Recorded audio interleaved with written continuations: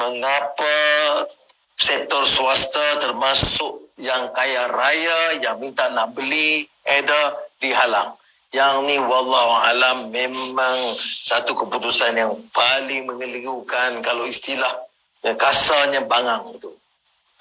Sebab masa itu orang mendesak, ya, syarikat-syarikat yang kaya dia mampu beli, biar dia beli, ya. Dan kita, maknanya bila dia masuk dalam MySejahtera, dia dapat diselamatkan.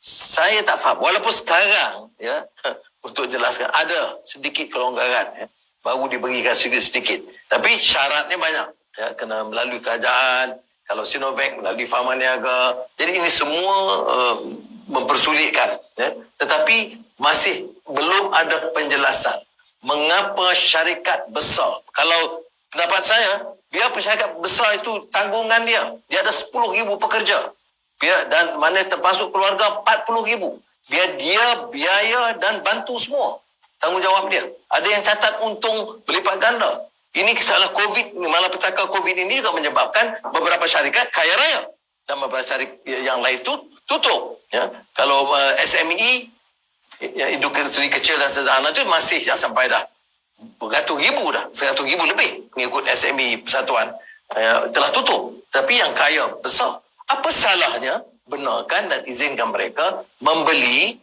dan ambil tanggungjawab menyuntik pekerja dan keluarga mereka. Belum ada jawapan lagi. Ini soalan daripada Bawas Wadah. Bagaimana bantuan sokongan kepada keluarga dapat dipertingkatkan? Contohnya capaian internet yang laju dan stabil bagi pembantu pendidikan anak-anak dan yang bekerja dari rumah.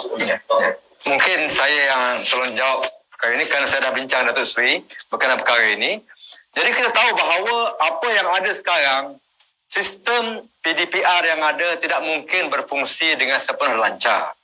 Jadi perkara ini perlu dilihat secara jelas bagaimana nak menyelesaikan, dan tidak ada cara lain kecuali membuka semula sekolah-sekolah yang ada. Cuma cara nak membuka sekolah tersebut perlu diatur. Jadi bagaimana pengaturannya perlu dicerahkan dengan secara nyata dan jelas melalui SOP yang jelas. Mungkin juga empowerment kepada guru besar dan sekolah. Mungkin juga kita harus bagikan beberapa sesi satu hari. Itu semua boleh dibuat. Tinggal lagi dan disertakan sama dengan vaksin dan sebagainya. Jadi bukan hanya buka sekolah, dikombinasikan, digabungkan bersama, kerana kita tahu bahawa PDPR tidak berfungsi dengan baik kecuali mungkin anak-anak di bandar. Itu pun kita tahu bahawa ikut kajian yang dibuat, anak di bandar sekalipun kalau mereka tu di PPRT, bapa ibu bapa yang miskin dan sebagainya, tidak mungkin mereka tu menyelesaikan masalah PDPR walaupun di bandar, walaupun ada capaian internet yang laju. Jadi kalau di kampung sama terah lagi Datuk Seri. Ya. Terima kasih pada penjawab. Okey, satu lagi soalan. Datuk Seri, what is your take on KKM reluctance to use ivermectin treatment to quickly cure the patients? Saya telah jelaskan ini soal ivermectin ini. Saya akui, ya, bahawa dalam soal kesihatan, soal perubatan, saya serah kepada pakar. Tapi kita harus ambil sikap terbuka, ya. Belajar daripada pengalaman orang yang berhasil dan mengapa tidak berhasil di negara lain.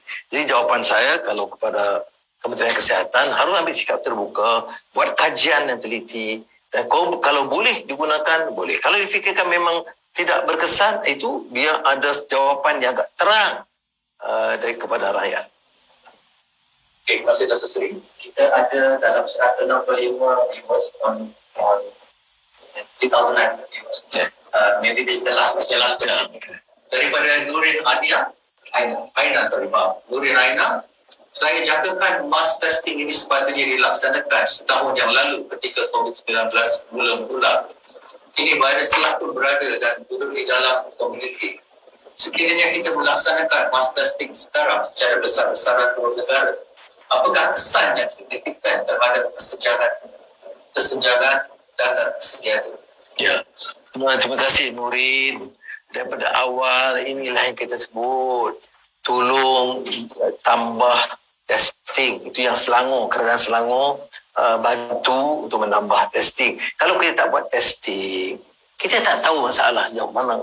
Tapi kita boleh tunjuk kepada rakyat, oh dah berhasil, kan dah kurang. Masalahnya mungkin lebih. Tapi kalau kena kata keupayaan nak test semua, tak boleh. Okey, kita letak. Saya ingat lagi Ketua Pengarah Kesihatan sebut awal tahun kita akan test, target kita 150,000 satu hari. Ada satu tahap 128,000, 28 Mei begitu rupa. Tapi sekarang terus turun. Tapi jadi kalau orang yang agak mengikuti perkembangan ini, dia kata, apa kata kalau kita kaji, kita buat testing 128,000? Apakah jumlahnya 5,000, 7,000, 9,000? Ini menghakis keyakinan kepada dari rakyat terhadap kesungguhan dan ketelusan kerajaan memberikan data sebenar. Apa faedah kita buat data yang benar? Mana bila kita data yang benar, daerah mana, kita dapat tangani secara lebih berkesan. Ya. Tapi kalau jawapannya hospital dah penuh, jadi kalau kita buat test pun tak ada bermakna, itu kalau begitu akan menjadi mendera rakyat. Tadi kita bantah keras. Ya. Testing harus diberi, sekurang-kurangnya ada satu standard yang jelas, tak boleh compang-camping dan dengan satu hari 128,000 dan sekarang 80. Tidak boleh sama sekali. Karena kalau bagi jumlah itu, kita tidak yakin ya jumlah itu. Kerana jumlah positif itu tertakluk kepada jumlah testing. Kalau testing itu berkesan, tracing juga akan berkesan. Kemudian jawapan yang paling penting, Nurin ya, ialah vaksin. Vaksin itu mesti disegerakan. Terima kasih banyak. Atas kesediaan saudara. Oh, ada satu soalan. Sebelum itu saya nak cuba jelaskan beberapa perkara. Iaitu program kita ini berterusan, bukan program malam ini saja. Kita memang dah mulakan daripada awal untuk mendapatkan pandangan-pandangan pakar dan pandangan orang ramai. Jadi memang kita mengalu-alukan banyak soalan dan sebagainya kerana ini bukan program malam ini saja. Program yang kita buat Satu Seri ini program yang berterusan yang kita akan teruskan dengan program-program seterusnya untuk pertama memberikan cadangan-cadangan yang lebih bernas kepada kerajaan dan semua pihak bagaimana untuk kita menganangi jalan untuk keluar pada COVID. Program ini akan berterusan. Dan memang kita mengalu-alukan semua pandangan dan juga kajian-kajian terus kita buat yang kita akan kongsikan bersama melalui program pascacovid.my sebagaimana yang akan tertera di website kita. Jadi saya mengucapkan terima kasih Datuk Seri dan mungkin Datuk Seri soalan tadi. Soalan balik. Ya, closing question daripada Fahmi Safruddin. Apakah mekanisme terbaik untuk membantu waris keluarga terutama kiranya anak kecil di bawah 18 tahun yang terkesan akibat berlakunya kematian akibat COVID-19? Kewajaran untuk bantuan pendidikan atau bisnes? Ini soalan mengenai tragedi yang menimpa keluarga akibat kehilangan ibu bapa ataupun yang menanggung kehidupan mereka. Jadi tentunya kerajaan harus segera mengambil tindakan kerana ini juga satu tambahan. Memang ada dulu kes-kes tertentu, ada kemalangan, kecederaan dan sebagainya. Tapi ini sudah merebak. Saya tahu kerana kita lakukan sesuatu yang teliti di Port Dickson seperti yang saya sebut tadi. Jadi sementara ini tentulah kita ikhtiar melalui usaha kita dan NGO dan kawan-kawan untuk menampung. Tetapi jangka panjang ataupun harus disegerakan adalah untuk memastikan kehidupan mereka itu agak selesa, makan minumnya ada, pelajaran tak terjejas dan masa depan mereka itu tidak hanya terjejas sebagai seorang gelandangan.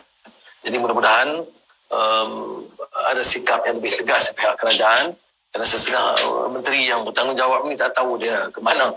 Jadi saya harap kita dapat cari mereka dan dapat mereka turun untuk menjalankan tugas dengan baik sementara mereka kekal dalam jawatan itu. Baik, terima kasih. Wassalamualaikum warahmatullahi wabarakatuh. Terima kasih.